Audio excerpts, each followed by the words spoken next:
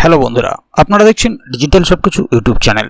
তো বন্ধুরা, সরকারি কর্মীদের জন্য এক খুশির জোয়ার বয়ে গেল। কারণ এমনিতেই আপনারা জানেন যে ডিএ নিয়ে সুপ্রিম কোর্টে মামলা চলছে, আর ঠিক তারই মাঝে আচমকাই সরকারি কর্মীদের জন্য সুখবর এসে গেল। বেতন বাড়িয়ে দিল সরকার। হ্যাঁ, ঠিকই শুনছেন, ডিএ বৃদ্ধির আগেই সরকারি কর্মীদের বেতন বাড়িয়ে দেওয়া হলো। স্বাভাবিকভাবেই এটি সরকারি কর্মী মহলে একটি খুশির জোয়ার। সরকারের তরফে ঠিক কি নির্দেশ দেওয়া হয়েছে বা কাদের এই মজুরি বৃদ্ধি হতে চলেছে, কত টাকা মজুরি বৃদ্ধি হচ্ছে, এই সমস্ত বিষয়গুলো নিয়ে আজকের ভিডিওতে আলোচনা করব। সেই কারণে আপনারা যারা ডিএ বৃদ্ধির আশায় বসে আছেন বা ওয়েস্ট বেঙ্গল গভর্নমেন্ট এমপ্লয়িজ, তাদের জন্য এটি অত্যন্ত গুরুত্বপূর্ণ খবর।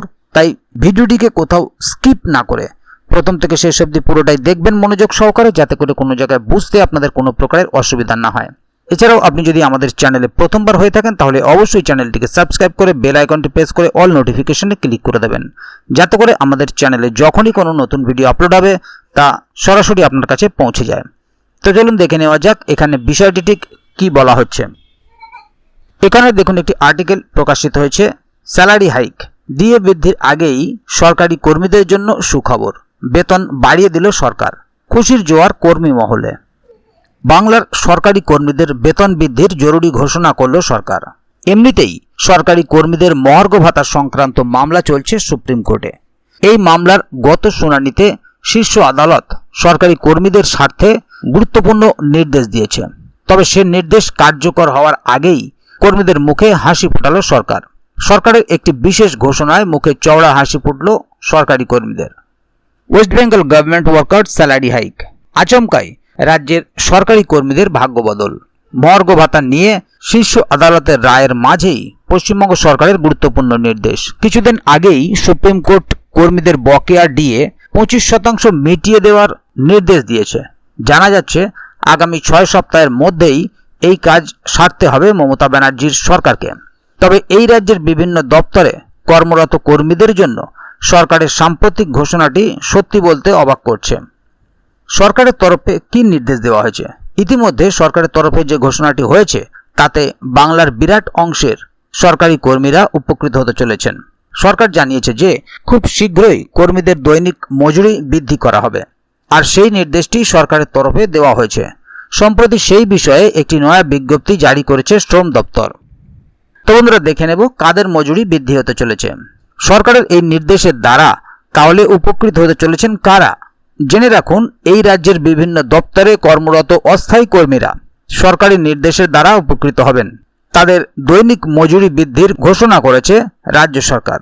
সম্প্রতি বাংলার শ্রম দপ্তরের তরফে জারি করা নতুন বিজ্ঞপ্তিটি অনুসারে এক ধাক্কায় 22 টাকা মজুরি বৃদ্ধি হচ্ছে এই সকল কর্মীদের, যার ফলে মূলত লাভবান হবেন অস্থায়ী গ্রুপ সি, গ্রুপ ডি ও অন্যান্য শ্রমিক। কত টাকা মজুরি বৃদ্ধি হয়েছে এ বিষয়ে সরকারি সূত্রে খবর, যারা অস্থায়ী গ্রুপ ডি কর্মী তাদের দৈনিক ভাতা এবার বৃদ্ধি পেয়ে 487 টাকা হয়েছে।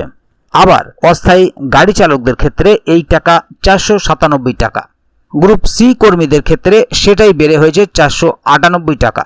সাধারণত যেটা হয়, রাজ্য সরকারি কর্মীদের জন্য বর্ধিত হারে মহার্ঘ ভাতা ঘোষণা করা হলে তার সঙ্গেই সঙ্গতি রেখে দৈনিক মজুরির ভিত্তিতে নিযুক্ত থাকা অস্থায়ী কর্মীদের ভাতা বৃদ্ধি করা হয়ে থাকে।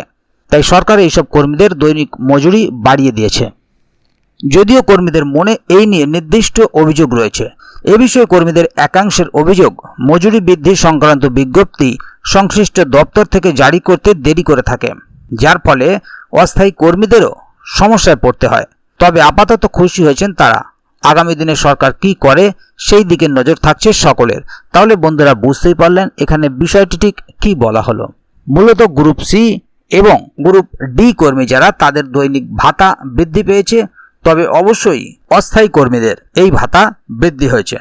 পাশাপাশি যদি আগামী দিনে আরও নতুনভাবে কোনো ভাতা বৃদ্ধি হয় বা আরও নতুন কোনো আপডেট আসে তাহলে অবশ্যই আপনাদেরকে এই চ্যানেলের মাধ্যমে জানিয়ে দেওয়া হবে। সেই কারণে চ্যানেলটিকে সাবস্ক্রাইব করে অবশ্যই চ্যানেলের সঙ্গে থাকবেন, যাতে করে এ বিষয়ে আগামী দিনে আরও নতুন কোনো আপডেট আসলে তা সরাসরি আপনাদের কাছে পৌঁছে যায়।